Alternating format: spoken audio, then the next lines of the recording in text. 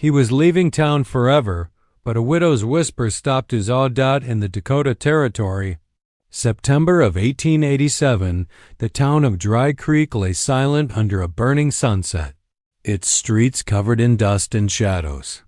A lone cowboy sat high on his weary horse, saddle-packed, boots scarred from long roads, heart heavy with years of wandering. He had promised himself this was the end. He would leave Dry Creek for good, vanish into the wide frontier, never to look back. The saloon was closing. The church bell stood quiet, and no soul moved to stop him. His eyes fixed on the horizon, on freedom, on the trail waiting for him beyond the hills. Yet deep inside, a strange weight pressed on him, something nameless, almost pulling him back. He thought nothing could change his decision. But in the last fading light, a single voice, gentle, trembling, and desperate, was about to break the silence. And his destiny with it, as the cowboy pulled gently on the reins and his horse shifted toward the darkening trail.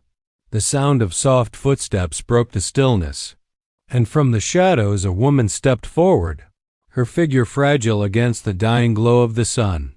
Her black dress worn but neat, her face pale with worry and her eyes filled with fear, yet holding a strange courage that made him halt without thinking. And beside her clung a small boy, no older than 7, his little hands gripping the folds of her dress as if letting go would mean losing the last bit of safety he had left in this unforgiving town. And in that quiet moment her voice trembled like a prayer carried by the wind as she whispered, "My boy needs someone like you." Words so soft yet sharp enough to cut through the armor of silence he had wrapped around his heart. And the reins froze in his hand, his chest heavy with a weight he had tried to bury for years. A weight called responsibility, something he had spent a lifetime escaping. And now here it was staring back at him in the form of a widow's plea and a child's desperate eyes. And though the wind pushed dust across the street and the world beyond Dry Creek waited with all its promise of freedom, his body refused to move. His horse pawed the ground impatiently as if sensing the battle inside him, a battle between the life he knew and the life he never thought he could face. And he studied her in the fading light, the lines of hardship on her face, the unspoken fear that outlaws still haunted the edges of this town, the loneliness she carried like a shadow. And he realized that her whisper was not just for her boy, it was a call for protection, for hope, for something steady in a place where everything was fragile. And his throat tightened because he knew what staying would mean: danger, sacrifice, and the end of the road he had chosen. Yet riding away would leave her broken and her son defenseless.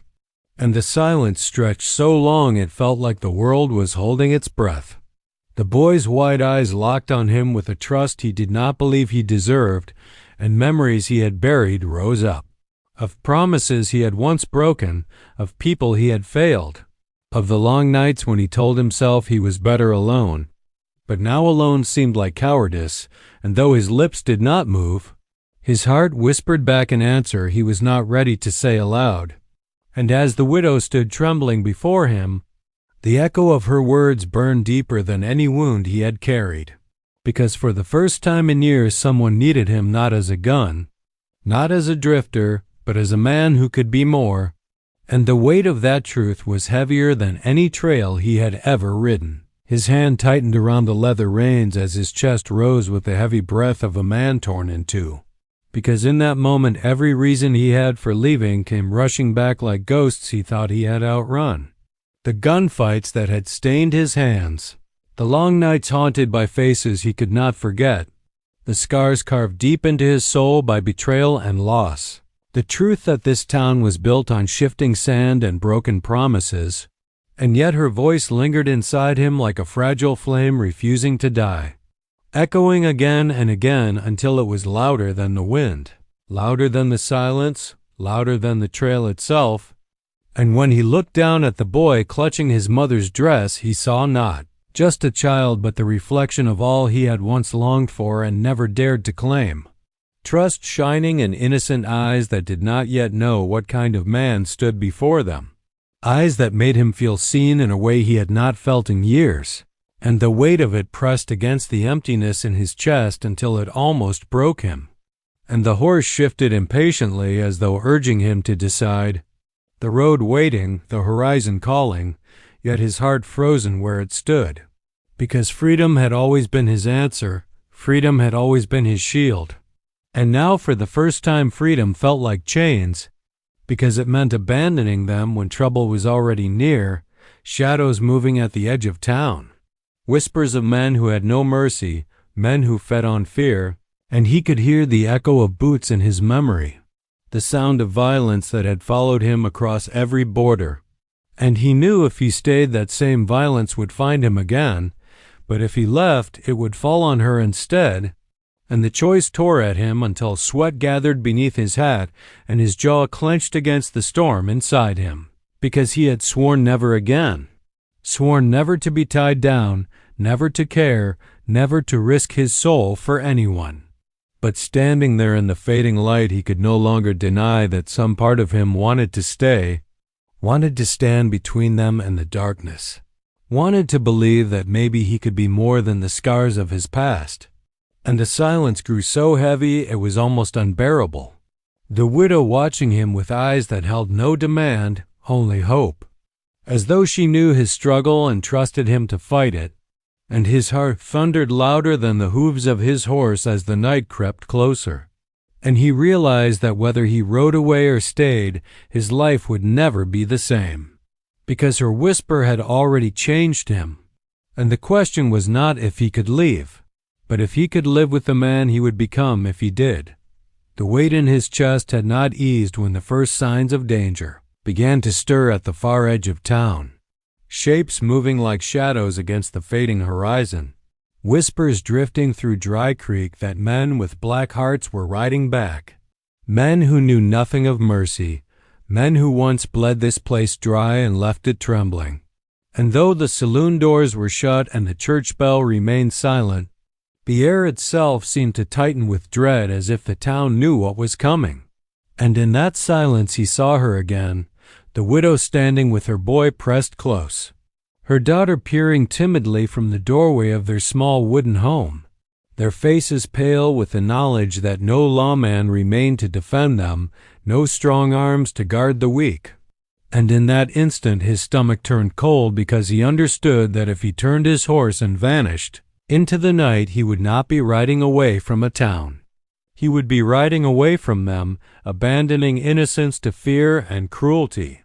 And that truth bit deeper than any wound he had ever carried, heavier than the trail itself. And still the temptation of freedom pulled at him with all its cruel strength.